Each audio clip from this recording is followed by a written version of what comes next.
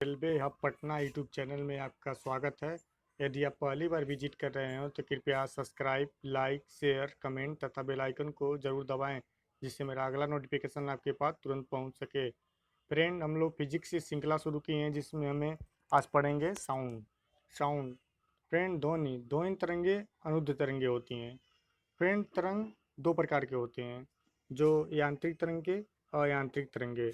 यांत्रिक तरंगे दो प्रकार के होते हैं, अनुप्रस्थ तरंगे और अनुदैर्ध्य तरंगे। फ्रेंड, ये हम आगे लोग डिस्कस करेंगे इसके बारे में। यांत्रिक तरंगे, ये तरंगे वह होती हैं जिन्हें संचरण करने के लिए माध्यम की जरूरत होती है, उसे हम यांत्रिक तरंगे कहते हैं। यांत्रिक तरंगे दो प्रकार के होते हैं, एक अनुप्रस्थ तरंगे। अनुप्रस्थ तरंगे, जब कोई तरंग एक माध्यम में जा रही है तो इस माध्यम में जो कणों की गति लंबवत हो रही है तो इस तरंग को हम अनुप्रस्थ तरंगे कहते हैं। जैसे फ्रेंड, एक ठोस है और ठोस में मान लीजिए कोई एक माध्यम, कोई भी माध्यम हो, यदि उसमें जो आपका तरंग जा रही है, यदि वो तरंग लंबवत जा रही है तो उसे हम अनुप्रस्थ तरंगे कहेंगे। यह ठोसों में द्रव की सतह पर संचारित हो सकती है। अनुद्ध तरंगे, जब कोई तरंग एक माध्यम में जा रही है, अब इस माध्यम में जो कण आवृत्ति के समांतर गति कर रहे हैं तो उसे हम अनुद्ध तरंग कहते हैं। जैसे फ्रेंड, मान लीजिए कोई एक माध्यम है और एक मान लीजिए फ्रेंड, ये एक माध्यम है, यहाँ से तरंग जा रहे हैं और इसकी जो तरंग की गति है वह समांतर है, इसे हम क्या कहेंगे? अनुद्ध तरंगे। ये ठोस, द्रव, गैस में उत्पन्न हो सकती हैं।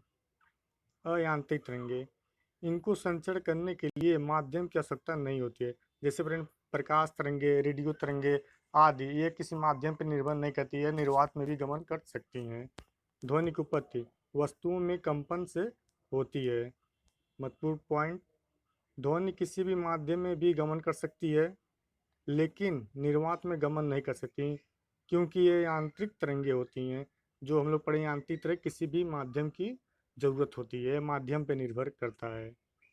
आवृत्ति के आधार पर तरंगे तीन प्रकार में बांटे गए हैं। श्रव्य तरंगे, श्रव्य तरंगे जिसकी आवृत्ति 20 हर्ट्ज से 20,000 हर्ट्ज तक होती है, उसे मनुष्य सुन सकता है, उसे हम श्रव्य तरंगे बोलते हैं। अश्रव्य तरंगे, जिसकी आवृत्ति 0 हर्ट्ज से 20 हर्ट्ज होता है, इसको मनुष्य नहीं सुन सकता है, उसे हम अश्रव्य तरंगे कहते हैं। प्राश्व तरंगे, जिसकी आवृत्ति 20,000 हर्ट्ज से ऊपर होता है, इसे मनुष्य नहीं सुन सकता है, इसे हम प्राश्व तरंगे कहते हैं। ध्वनि की फ्रेंड जो चाल होता है, तो सबसे ज़्यादा पहले ठोस में होता है, उसके बाद द्रव में होता है और सबसे कम गैस में। यानी कि ठोस में ज़्यादा होता है, उससे कम द्रव में होता है, उससे कम गैस में होता है। जब एक माध्यम से दूसरे माध्यम में जाता है तो उसका आवृत्ति में कोई परिवर्तन नहीं होता है, तरंग दैर्घ्य बदल जाता है। क्योंकि फ्रेंड, जब कोई एक माध्यम से दूसरे माध्यम में ध्वनि जाती है तो उसकी फ्रीक्वेंसी में कोई चेंजिंग नहीं होता है, लेकिन उसका तरंग दैर्घ्य और वेग दोनों में प्रभावित पड़ता है। दाब, समान ताप पर गैसों में ध्वनि की चाल पर दाब को बढ़ाने पर ध्वनि की चाल में कोई परिवर्तन नहीं होगा। यानी फ्रेंड, ध्वनि में हम जितना भी दाब बढ़ा दे तो उसके चाल में कोई भी परिवर्तन नहीं होगा। ताप, माध्यम का ताप बढ़ाने पर ध्वनि की चाल भी बढ़ेगी। यानी कि कोई माध्यम है, यदि उस पर प्रेशर डाल रहे हैं तो उसके चाल में कोई प्रभाव नहीं पड़ेगा।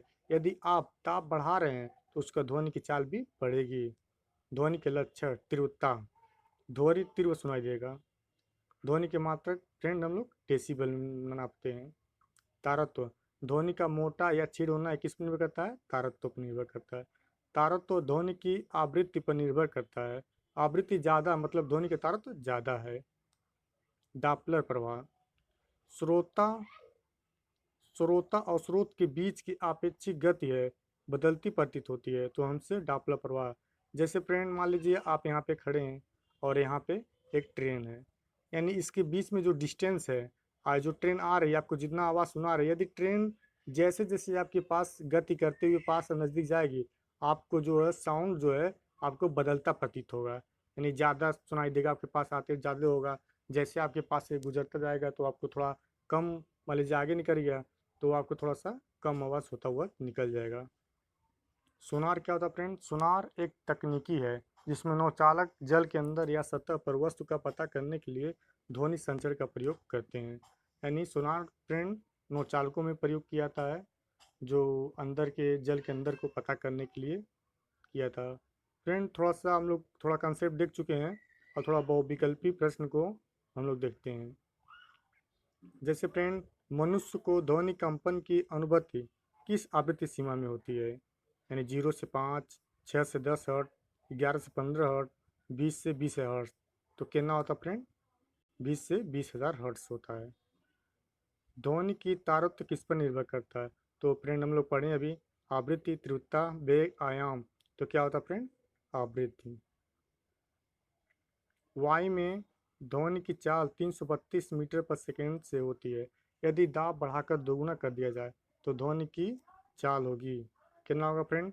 664 मीटर पर सेकेंड, 332 मीटर पर सेकेंड, 280 मीटर पर सेकेंड, 140 मीटर पर सेकेंड। तो क्या होगा फ्रेंड?